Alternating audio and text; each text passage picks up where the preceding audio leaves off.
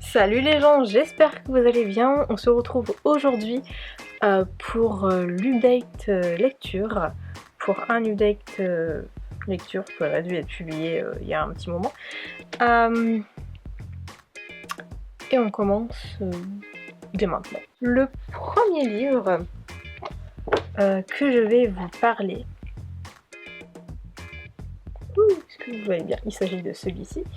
Donc, de Outlander, l'adieu aux abeilles de Diana Gabaldon aux éditions J'ai lu.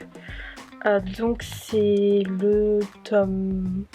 la partie 2 du tome 2. La partie 2 du tome 9. Voilà.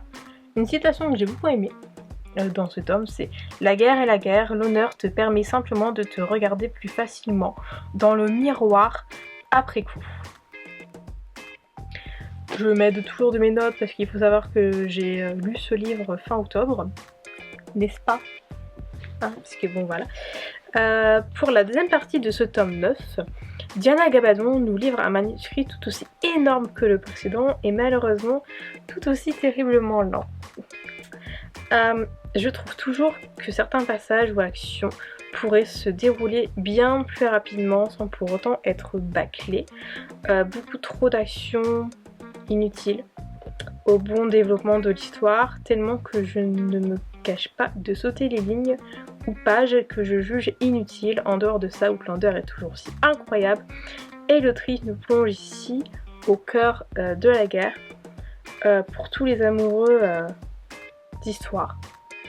Le paradis est ici et clairement c'est vrai, j'adore Outlander. C'est un univers qui est incroyable, autant en série qu'en livre, mais les livres sont 15 000 fois plus énormes que la série. La série, heureusement, elle coupe ou abrège tous les moments lents du livre, parce que Outlander, il y a beaucoup trop de lenteur. Et vraiment, il y a des passages qui sont pas utiles. Limite, elle nous décrit la mousse sur un rocher en fait. Et voilà, alors oui, il y a la nature, c'est beau, ouais, mais quand même, c'est un exemple. Hein. Mais j'avais également le même problème avec Le Seigneur des Anneaux, qui faisait exactement pareil, mais enfin voilà, je trouve ça dommage parce que c'est une très bonne série. Je pourrais lui mettre facile 4 étoiles, 5 même, mais je le fais pas parce que c'est toujours trop lent. Voilà, pourtant je continue parce que l'histoire de base, j'aime bien. Mais voilà, c'est... On souffle, c'est chiant, c'est très chiant. Il y a quelques mois, quand j'avais posté l'une de mes reviews d'un livre de Stephen King sur TikTok, il y avait quelqu'un qui avait commenté en me disant Marche ou crève, c'est l'un de mes livres préférés, j'aimerais bien que tu lises pour voir ce que t'en penses. Et j'ai un petit peu regardé, j'étais en mode ouais, mais visiblement il a l'air trop bien, donc bah à voir. I'm so sorry, but it's not for me. Je me suis fait chier. Je me suis fait chier les amis. L'histoire de base est cool, mais en fait je pense que c'est le genre de concept qui va être intéressant peut-être à regarder en film, en faisant le ménage, ou je ne sais pas. Mais pas forcément à lire, parce que à lire j'ai l'impression de dire toujours la même chose. Ça me fait penser à un roman que j'avais lu, je sais plus le nom. Est-ce que je l'ai marqué dans ma revue? Pas du tout. Ah, c'était la petite fille qui aimait Tim Gordon. Où en fait c'est pareil, c'était le concept d'une petite fille qui se perdait en forêt et du coup bah, elle essayait de trouver des solutions pour survivre. Et là c'est une course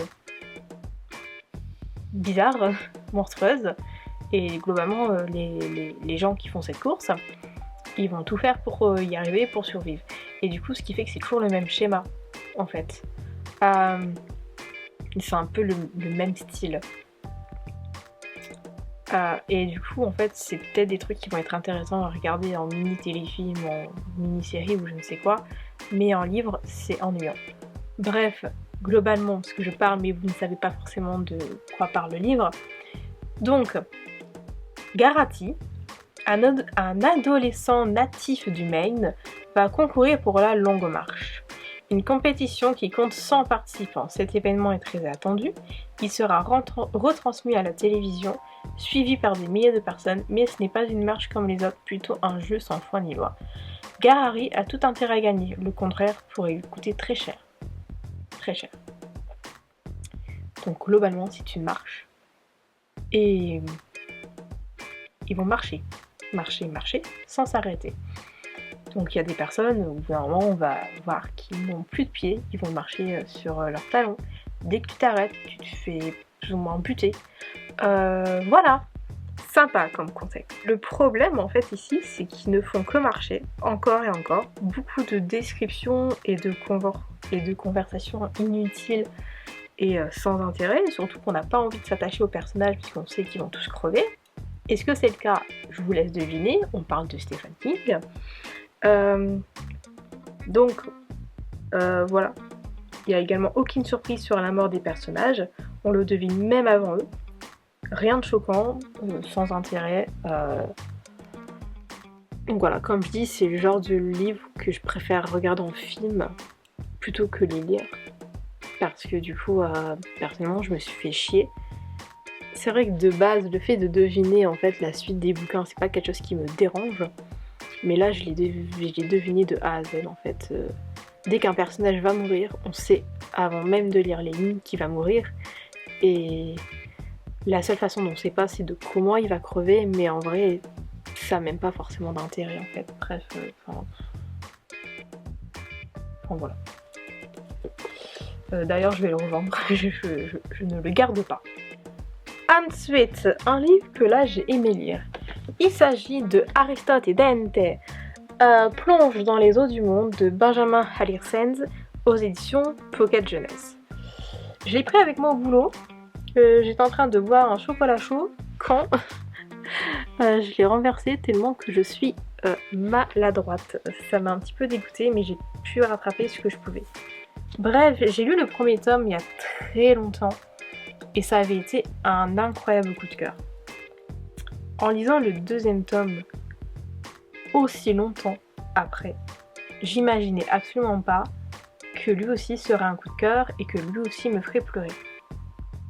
J'ai clairement pleuré en lisant ce livre.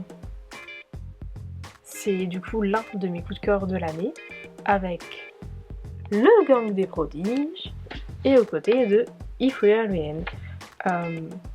Ce bouquin est incroyable. Alors je l'ai lu début novembre, donc je vais essayer de vous dire mon avis avec mes notes, parce que du coup, sinon il y a certaines choses que je vais un petit peu zapper.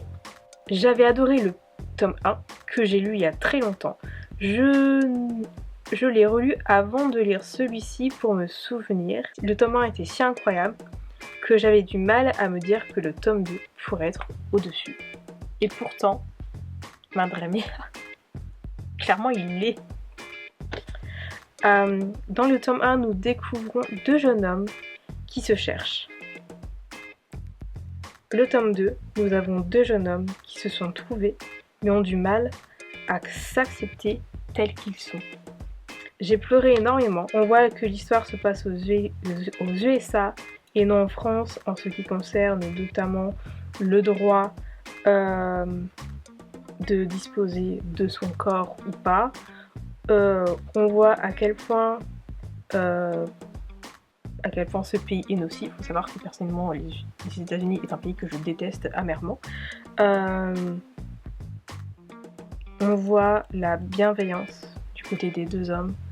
C'est un roman qui est d'une certaine manière très poétique mais également très politisé. Bref, c'est un énorme coup de cœur. Je m'attendais pas encore à avoir un coup de cœur en cette fin d'année. En fait, je pensais vraiment que c'était terminé. Mais en fait, non, pas du tout. Si jamais j'ai plus trop les choses en tête, mais je vous incite à aller sur mon compte Instagram ou Goodreads ou Booknode où mon avis sur ce livre est beaucoup plus développé parce que c'était un avis que j'avais fait à chaud. Là j'ai plus trop les termes en tête, mais voilà, c'est vraiment un roman qui est incroyable, qui m'a fait chialer, tout comme le tome 1. Et si jamais l'auteur décide encore de faire un tome 3, j'achète. C'est l'une des meilleures sagas ever que j'ai lues. Duologie du coup maintenant. Et même si c'est du young adulte, je crois que c'est la première saga avec une histoire d'amour entre deux hommes que j'ai lue. Et en plus c'est très soft. On va pas avoir des brutalités, hein. C'est vraiment du soft. Bref, je vous le conseille énormément, c'est incroyable. Cette Udek lecture est maintenant terminée. J'espère qu'il vous aura plu. N'hésitez pas à vous abonner à la chaîne si ce n'est pas encore fait, à liker la vidéo, la commenter, la partager sur les réseaux sociaux si jamais elle vous a plu, à s'abonner à moi sur les réseaux sociaux, c'est très important. Toutes les informations dont vous avez besoin sont en barre d'infos. Et on se retrouve très bientôt pour une nouvelle vidéo. Ciao!